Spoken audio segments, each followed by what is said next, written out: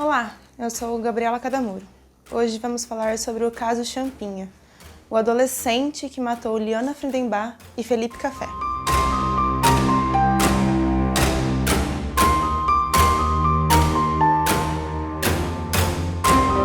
Quando eu fui pesquisar sobre esse caso, para mim, ele levava o nome da Liana, mas eu descobri que o nome do caso, na verdade, era relacionado ao assassino do casal. Champinha, ou Roberto Aparecido Alves Cardoso, de 16 anos, foi o assassino de Liana e Felipe.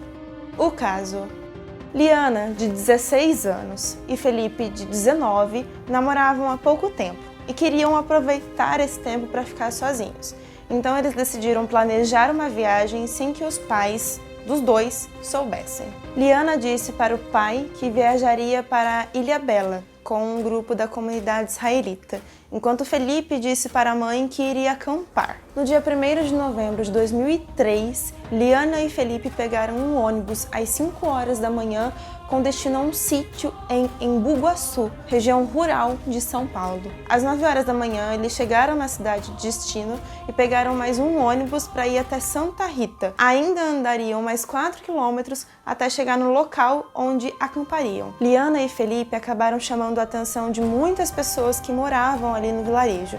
Eles carregavam muitas malas e se vestiam muito bem perto dos moradores da região. Além disso, a própria Liana chamava muito a atenção por ser muito bonita. Foi nesse momento que Roberto Aparecido, o Champinha, e Paulo César, conhecido como Pernambuco, avistaram o casal. Liana e Felipe já estavam com o acampamento montado. Era noite, e eles foram pegos de surpresa por Champinha e Pernambuco, que anunciaram um assalto. Porém, eles não acharam nada de valor nas bagagens do casal. Foi aí que surgiu a ideia de armar um sequestro para conseguir posteriormente pedir o resgate. Liana e Felipe foram levados então para a casa de Antônio Caetano Silva, outro comparsa, e aquele lugar serviria como cativeiro do sequestro. Liana foi colocada num quarto e Felipe em outro. Eles foram separados. Com medo do que poderia acontecer, ela disse que era de uma boa família e que os assaltantes poderiam pedir qualquer valor de resgate, nem que fosse alto, contanto que os sequestradores entregassem Liana e Felipe vivos. Ainda no dia 1º de novembro,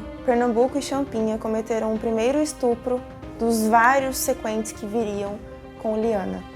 Felipe estava no cômodo ao lado. No dia seguinte, dia 2 de novembro, Pernambuco e Champinha chegaram à conclusão de que o Felipe não serviria de mais nada, já que ele não era o alvo do valor do resgate. Foi então que decidiram matar Felipe Café. Os sequestradores então levaram o casal para a mata. Eles ficaram andando por um tempo e Champinha parou com Liana num determinado local. Pernambuco estava com Felipe e continuou andando até que os dois não fossem mais vistos por Liana e Champinha. Pernambuco obrigou Felipe a se ajoelhar de costas e deu um tiro a queima-roupa na sua nuca. Liana, ao ouvir o barulho do tiro, perguntou para Champinha o que estava acontecendo. E o garoto respondeu que o Felipe teria sido solto. Ele mentiu. Pernambuco, aproveitando o momento, ao matar Felipe, fugiu para São Paulo. Champinha então voltou com a Liana para o cativeiro. No mesmo dia, depois do namorado ter sido morto, Champinha estuprou a garota novamente, por várias e várias horas. O pai de Liana, Ari Friedenbach, percebendo que não havia tido nenhuma ligação mais da menina, ligou para algumas amigas dela e descobriu que Liana tinha ido acampar com o namorado em Embu-Guaçu. Achando que o casal pudesse ter se perdido na mata, o pai de Liana acionou o comando de operações especiais para que encontrassem eles. Assim que o comando começou as buscas, acharam a barraca de Liana e Felipe abandonada, rasgada e saqueada. Enquanto isso, no cativeiro, Antônio Caetano Silva, o dono da casa, chegou trazendo um amigo, Agnaldo Pires. Champinha apresentou Liana como sua namorada e a ofereceu como um presente para os amigos. Agnaldo aceitou o presente e novamente Liana foi estuprada. A mídia já estava ciente do desaparecimento do casal e as buscas para achá-los continuavam cada vez mais intensas. No dia 3 de novembro, o irmão de Champinha foi até o cativeiro para avisar o menor de que a polícia estava realizando buscas na região e que era para ele ficar atento. Foi então que o menino percebeu a presença de Liana e novamente Champinha apresentou-a como sua namorada. No dia 5 de novembro, Champinha, ao perceber a repercussão sobre o desaparecimento de Liana, decidiu matá-la. Ele pediu para que ela o acompanhasse pelo meio da mata até a rodoviária, dizendo que iria libertá-la. No trajeto, ainda na mata, Champinha esfaqueou Liana no pescoço, tórax e costas. Foram mais de 15 facadas. E ele só deixou o local quando percebeu que a menina estava realmente morta. Os corpos de Liana e Felipe só foram encontrados pela polícia no dia 10 de novembro de 2003. O lugar onde os corpos estavam era de difícil acesso de qualquer pessoa e ficava perto de um córrego. Investigação criminal. Roberto, o Champinha, confessou ter participado dos 2 assassinatos, tanto de Liana quanto de Felipe. Ele já era suspeito de outros crimes na região. De acordo com os policiais que prenderam Champinha, ele teria confessado à polícia que Pernambuco foi para São Paulo não para fugir, mas sim para procurar um lugar para esconder Liana. Porém, como o plano falhou, ele decidiu matá-la. Depois disso, foi para a casa de um parente em Itapecerica, em São Paulo. Ainda, segundo os policiais, só foi possível encontrar os corpos porque Champinha indicou o local onde eles estavam. O delegado Antônio Júnior, da DHPP, disse que Champinha confessou o crime com muita frieza e ainda frisou que havia estuprado Liana por diversas vezes. Condenação e sentença. Os demais acusados no assassinato também foram presos dias depois. A condenação para eles saiu em julho de 2006, 3 anos depois do assassinato. Antônio Caetano Silva, Agnaldo Pires, Antônio Matias de Barros e Paulo César Silva Marques, o Pernambuco, foram sentenciados a 124, 47, 6 e 110 anos de prisão, respectivamente. Champinha era considerado líder e foi internado logo após ser preso na Fundação Casa, antiga FEBEM. De acordo com o Estatuto da Criança e do Adolescente, o ECA, Roberto poderia ficar preso por até 3 anos ou até completar 21 anos. Porém, ao completar 21 anos, o Ministério Público requereu a sua interdição civil. Um laudo psiquiátrico feito na época apontou que Champinha tinha doenças mentais graves, como transtorno de personalidade antissocial e leve retardo mental, apresentando assim riscos à sociedade. Desta forma, Champinha foi transferido para uma unidade experimental de saúde e está lá até hoje. Nova perícia judicial.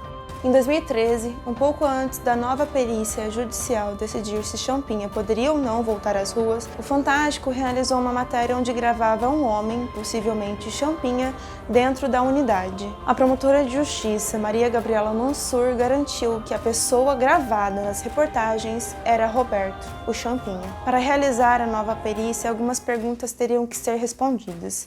Na época, nessa reportagem, o Fantástico divulgou essas perguntas e disse em nota que estaria atento às próximas notícias para saber se Champinha iria ou não voltar às ruas. No dia 28 de maio de 2013, o G1 publicou a reportagem a qual o Fantástico teria se referido. Por determinação da Justiça de São Paulo, Champinha continuaria internado. Porém, seria acompanhado por uma equipe do CAPS e outra do Ministério Público por 3 meses para ser reavaliado em uma nova audiência. Em março de 2015, o Supremo Tribunal Federal decidiu manter Champinha internado. Essa decisão veio depois que a defesa entrou com um recurso dizendo que havia violação na detenção de Champinha. O recurso não foi aceito. Na época, o ministro do STF, Teori Zavascki, disse que a defesa não apresentou documentação necessária que comprovasse a violação constitucional. Rebelião na unidade experimental. Em setembro de 2019, Champinha, ou Roberto, liderou uma rebelião na unidade experimental de saúde em São Paulo. Pelo menos um funcionário foi detido pelos internos e feito refém. Segundo a Secretaria do Estado da Saúde, a rebelião foi contida em menos de 30 minutos e a pessoa que foi feita refém não foi ferida. Todos os internos foram algemados e revistados. Documentários e imagens ilegais.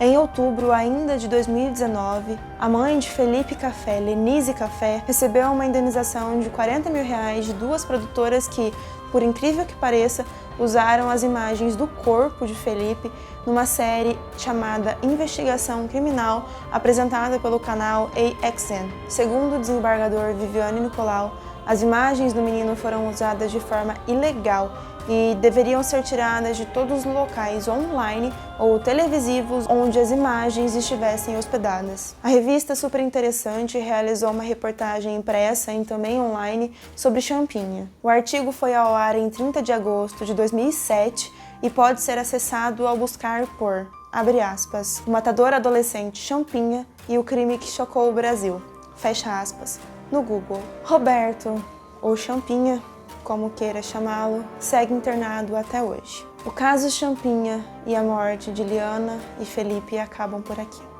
Boa noite e bons sonhos. Ei, pera, não acabou ainda não. Eu vim aqui pra te pedir uma grande ajuda. Se você gosta do projeto Crimes pra Dormir, gosta dos vídeos do Spotify também, eu fiz uma conta no Padrim. Se você quiser doar, nem que seja qualquer R$1 pra me ajudar a continuar com esse projeto, eu vou ficar muito feliz. É só procurar lá no Padrim Crimes pra Dormir e fazer sua doação mensal, tá? Muito obrigada. Tchau.